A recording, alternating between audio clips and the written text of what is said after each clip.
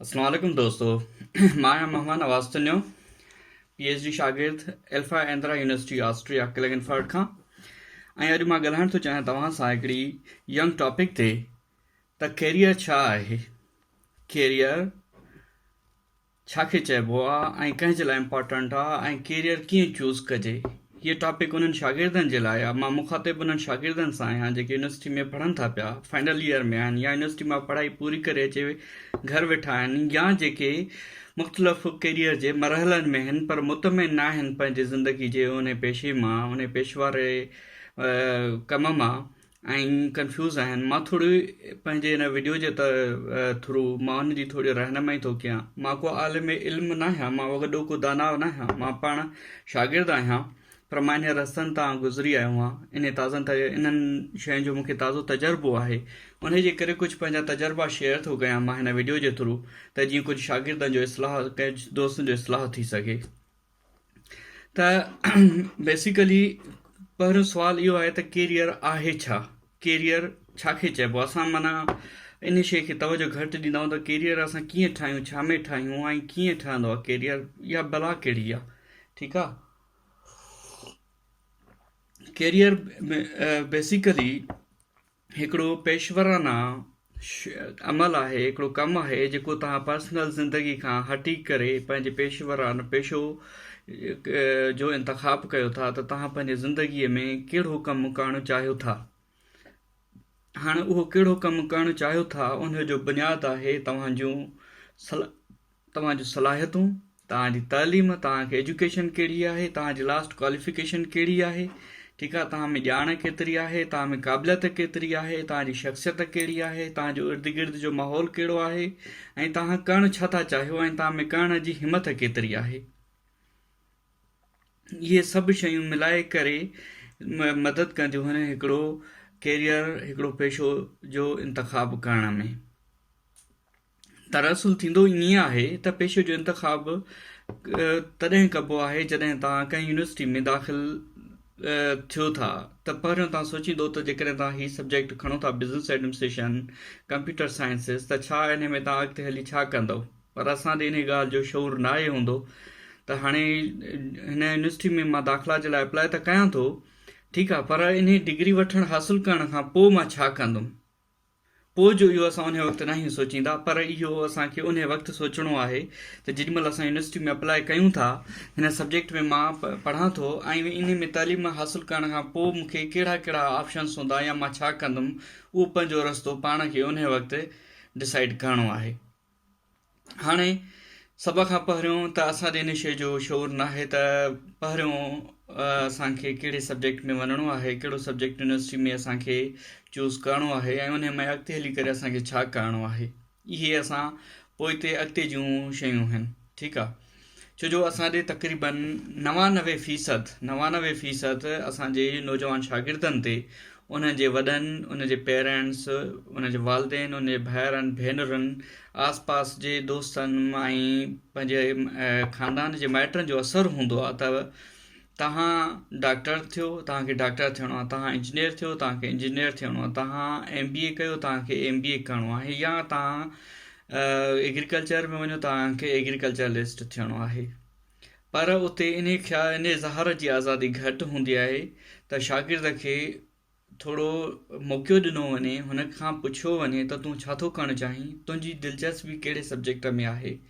छो जो जंहिं सब्जेक्ट में हुनजी दिलचस्पी हूंदी त उन में हू पाण मञाए बि वेंदो, पर जंहिं सब्जेक्ट में तव्हांखे क़ाबिलियत न हूंदी, तव्हांजी दिलचस्पी न हूंदी, ऐं तव्हां हुन में दाख़िला बि वठो था, हुन में पढ़ो बि था, तव्हां डिग्री बि वठी वेंदो, पर तव्हां ओड़ा क़ाबिल, ओड़ा माहिर थी न निकिरंदव जहिड़ा तव्हां जंहिं सब्जेक्ट में तव्हां पंहिंजी दिलि सां, पंहिंजे इंट्रस्ट सां वेंदव ऐं तव्हां माहिर थी निकिरंदव।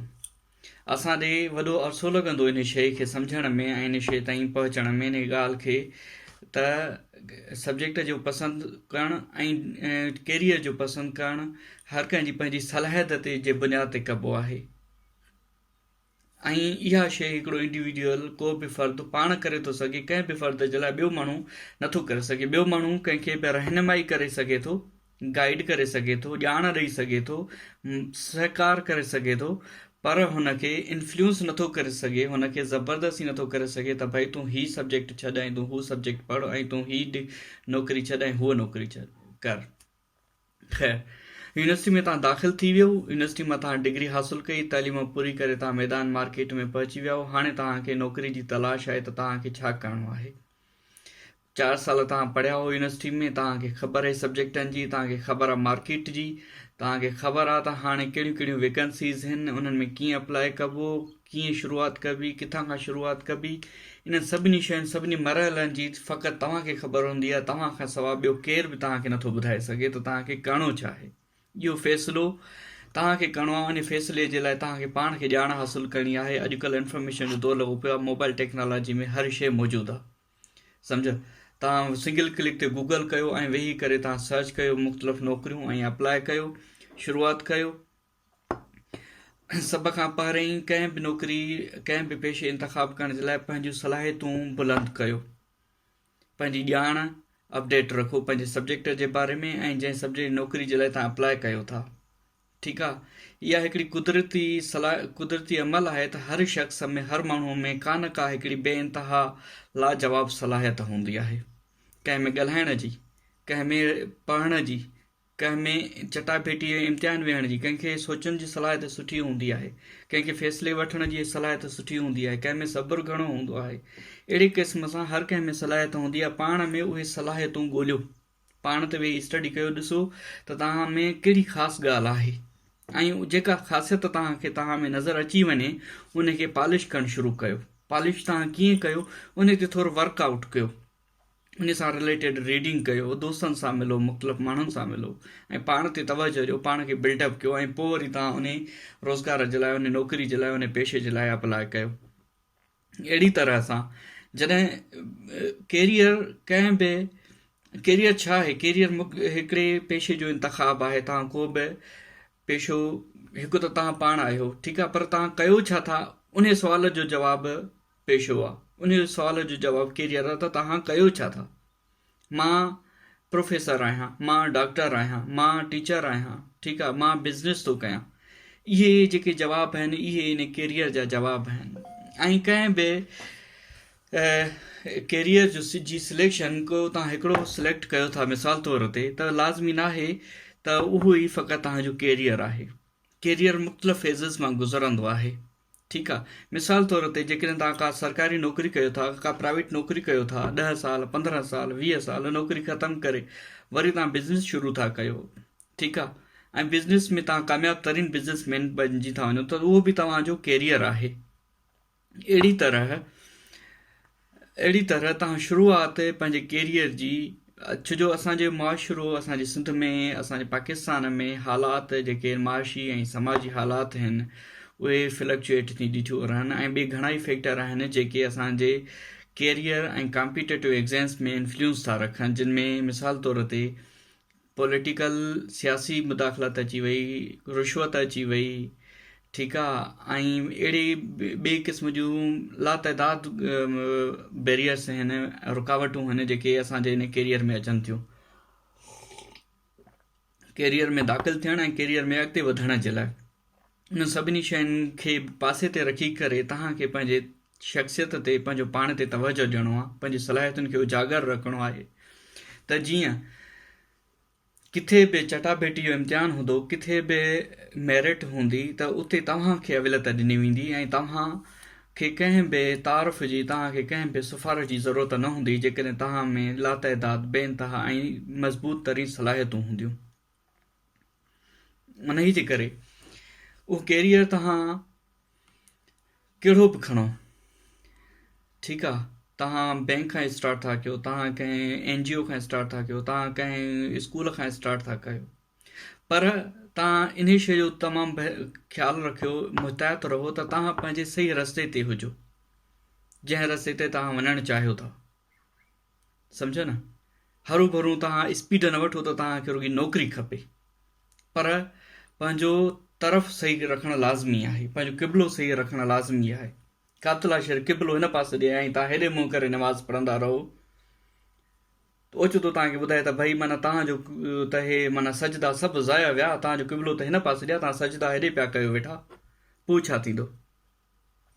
पर इहो त मिसाल आहे, सजदो त दिलनि में आहे, ख़ुदा खे आहे, उहो ॾिसे थो हुन अमल खे।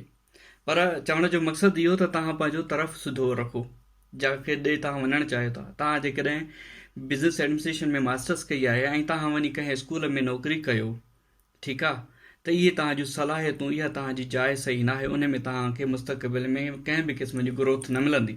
पर उन अमल में जेकॾहिं तव्हांखे केरु रहनुमाई करे त हीउ रस्तो तव्हांजो सही न आहे, तव्हां स्कूल खे छॾे करे तव्हां पंहिंजे सही ट्रैक ते अचो, त उनखे तव्हां एप्रिशिएट बि कयो ऐं तव्हां उनखे फॉलो बि कयो। छो जो हर को माण्हू हर कंहिंजो नुक़सानु आहे चाहींदो, ऐं हर को माण्हू हर कंहिंजी भलाई बि न चाहींदो आहे। पर राह ख़ुदा, राह रसूल केरु जेकॾहिं तव्हांखे सुठी सलाह ॾे ऐं सुठी उमेद ॾे ऐं का सुठी ॻाल्हि ॿुधाए, त उन खे तव्हां फ़ौरन पंहिंजे अमल में आणियो ऐं उन ते तव्हां अमल करणु शुरू कयो। अहिड़ी तरह तव्हां उहो जॾहिं खां तव्हां शुरूआति कयो, छो जो तव्हां जेका पहिरीं नौकिरी कयो था उहा ॿी नौकिरी जो बुनियादु हूंदी, जेका टी नौकिरी कंदो उहा ॿी नौकिरी जो बुनियादु हूंदी। अहिड़ी तरह तव्हांजा तजुर्बा ठहंदा वेंदा, तव्हांजे तजुर्बनि सां गॾु तव्हांजूं सलाहियतूं ठहंदी वेंदियूं, तव्हांजी सलाहियतुनि सां गॾु तव्हांजी सुञाणप ठहंदी वेंदी, तव्हांजी सुञाणप सां गॾु तव्हांजो प्रोफाइल ठहंदो वेंदो।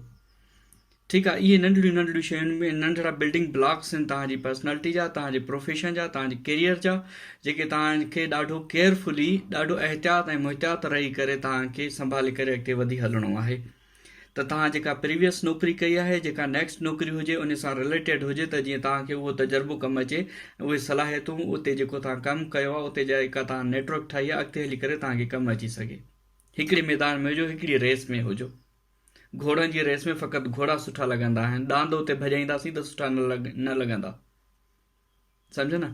त अहिड़ी तरह तव्हां पंहिंजो उहो रुख सही रखो, तव्हांखे करिणो छा आहे बेसिकली, इहो तव्हां पंहिंजो पाण खां पुछा कयो, तव्हां में खे दिलचस्पी छा में आहे, सम्झो न।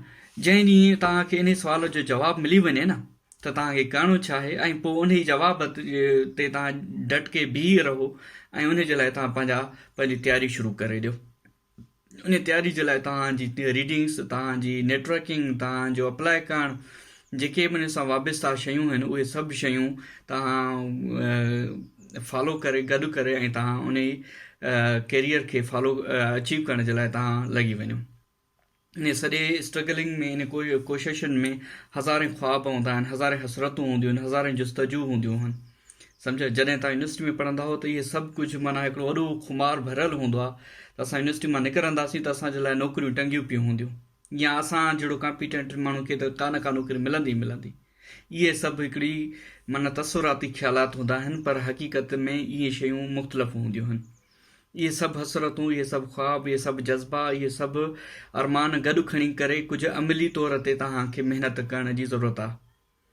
तव्हां में जॾहिं महिनत करण जी उहा सलाहियत हूंदी, तव्हां में उहा ॼाण हूंदी, तव्हां में क़ाबिलियत हूंदी, ऐं तव्हां को बि इम्तिहान पास करे अॻिते वधी ईंदव ऐं तव्हां कंहिं बि अची करे उन पोस्ट ते वेहंदव, त पोइ तव्हांखे महसूसु थींदो त वाक़ई तव्हांजा उहे ख़्वाब सजाया हुआ। उन्हनि ख़्वाबनि तव्हांजी वॾी मदद कई, छो जो उन्हनि ख़्वाबनि तव्हांखे बेदार कयो अॻिते वधण जे लाइ। मूंखे यकीन आहे त मुंहिंजो हीउ वीडियो तव्हांजे लाइ सुठी ॼाण जो ज़रियो बणियो हूंदो। जेकॾहिं तव्हांखे हीउ वीडियो सुठो लॻो हुजे त मुंहिंजे हिन चैनल खे सब्सक्राइब कजो, ऐं वधीक वरी नेक्स्ट वीडियो में न्यू टॉपिक ते तव्हां सां मुलाक़ात कबी। तेसिताईं पंहिंजो ख़्यालु रखिजो।